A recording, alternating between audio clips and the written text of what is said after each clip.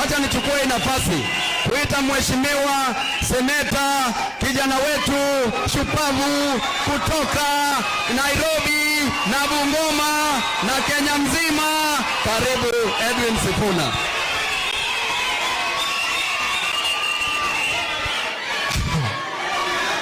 Asante sana kwa wote ambao wamefika kwa misa hii ya kanisa la Triumphant. Nataka niwasalimu kwa jina la Yesu. Hamjambo? Mnaniona vizuri? Mnaniona vizuri? Huku mnaniona vizuri? Mimi ndio Sifuna. Na nyinyi ni kina nani? Nyinyi ni kina nani? Na ndio wajue hapa ni wapi? Hapa ni wapi? Lazima wajue tumefika. Mimi yangu itakuwa jambo moja peke yake kwa sababu ya muda.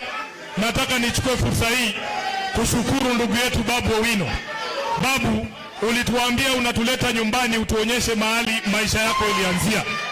Na nataka niseme Bishop, kweli Mungu anaweza kukuinua kutoka kwa umaskini uwe mtu mdogo.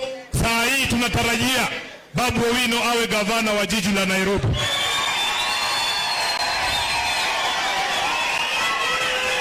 Kwa hivyo Mungu ni mkuu, si ndio? Jambo la pili, tumekuja Kisumu kusema asante kwa wakazi wa Kisumu.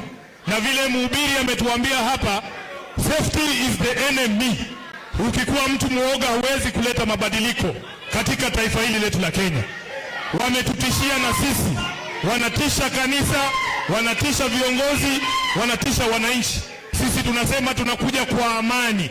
Manake Kisumu na haswa watu wa Luo Nyanza, mko na historia ya kwamba nyinyi ni wanademokrasia. Mtu anaweza kuja aseme yake, mwingine aje siku nyingine aseme yake na waondoke waende.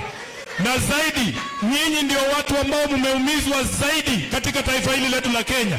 Tumeona picha ya watu wanatolewa kwa manyumba hapa Nyalenda, wanapigwa na polisi bila makosa yoyote. Watu wetu wengi sana hapa Kisumu wameuawa. Nyinyi ni watu wa kusimama na haki, na huo ndio mfano ambaye Baba Raila Amolo Odinga alitupatia, na sisi tutafuata hapo hapo.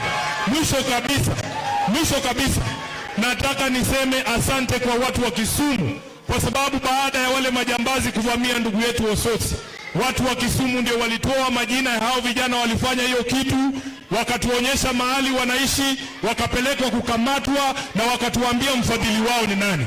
Asante kwa kushikilia mtoto wetu bwana. Asanteni sana watu wa Kisumu. Mungu awabariki, mengi tutasema kule nje. Asante sana. Ngoja kidogo babu. Unajua kuna ombi limetolewa hapa na kanisa. Hawa viongozi wametembea na bahasha kidogo hapa kwa ajili ya mradi ambao unaendelea wa kanisa. Na pia mhubiri alikuwa amesema mama yetu wa hii kanisa anataka kunisalimia. Si labda nataka nibarikiwe hapa saa hii.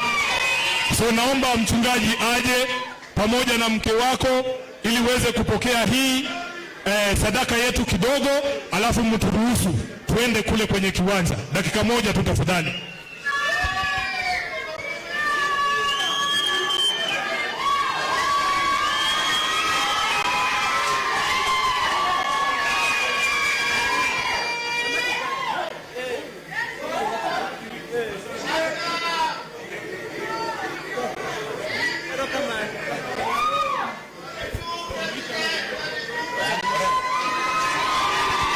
Haya, asante sana, Mungu awabariki.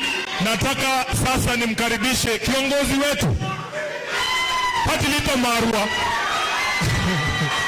Gavana wa Siaya, Mheshimiwa James Orengo. Karibu.